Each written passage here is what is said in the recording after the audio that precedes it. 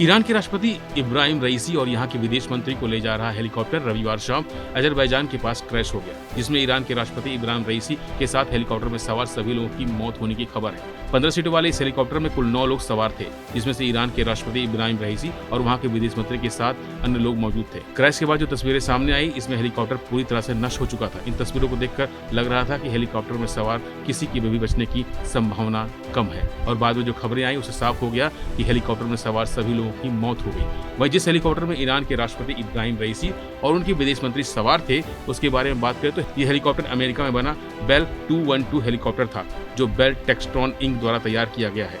ये bell 212 helicopter के iconic मॉडलों में से एक है और ये बेल टेक्सट्रॉन के हेलीकॉप्टर श्रृंखला का एक महत्वपूर्ण हिस्सा माना जाता है। दरअसल Bell Textron Inc company aerospace निर्माता है, जिसका हेडक्वार्टर्स टेक्सास के बर्थफोर्ड में है और इसी अमेरिकी कंपनी का बना हुआ। इस हेलीकॉप्टर के बारे में बात करें तो इसका इस्तेमाल सेना और व्यावसायिक के अलावा सिविलियन इस्तेमाल के लिए भी किया जाता है। इस हेलीकॉप्टर में एक पायलट और 14 लोगों के बैठने की व्यवस्था होती है। इसमें 2 ब्लेड होते हैं, इसलिए 2 ब्लेड हेलीकॉप्टर कहा जाता है।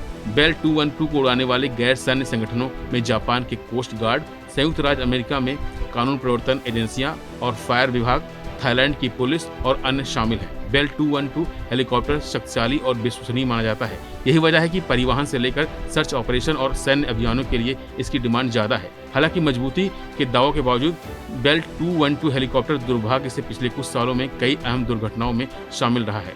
साल 1997 में बेल 212 हेलीकॉप्टर लुसियाना के तट पर क्रैश हो गया, जिसमें 8 लोगों की मौत हो गई थी।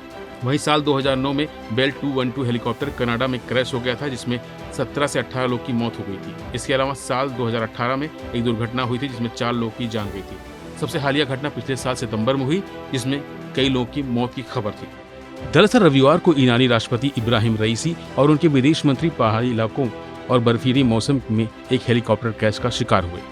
एक ईरानी अधिकारी ने खोजी टीम द्वारा मलबे का पता लगाने के बाद उनका शव भी बरामद कर लिया। इस घटना के बाद प्रधानमंत्री मोदी ने ईरान के राष्ट्रपति इब्राहिम रईसी की मौत पर शोक जताया है। मोदी ने कहा कि भारत इस दुख की घड़ी में ईरान के साथ है। वहीं 63 वर्षीय रईसी को साल 2021 में राष्ट्रपति चुना गया और पद संभालने के बाद से ही उन्होंने नैतिकता कानूनों को कड़ा करने के आदेश दिए और सरकार विरोधी प्रदर्शनों पर खूनी कार्रवाई की और बड़े देशों के साथ परमाणु वार्ता में कड़ी मेहनत की। और यही वजह है कि अब उनकी मौत के बाद तरह तरह के सवाल उठ रहे हैं। फिलहाल इस खबर में इतना ही। बाकी अपडेट के लिए बने रहिए वन इंडिया हिंदी के साथ।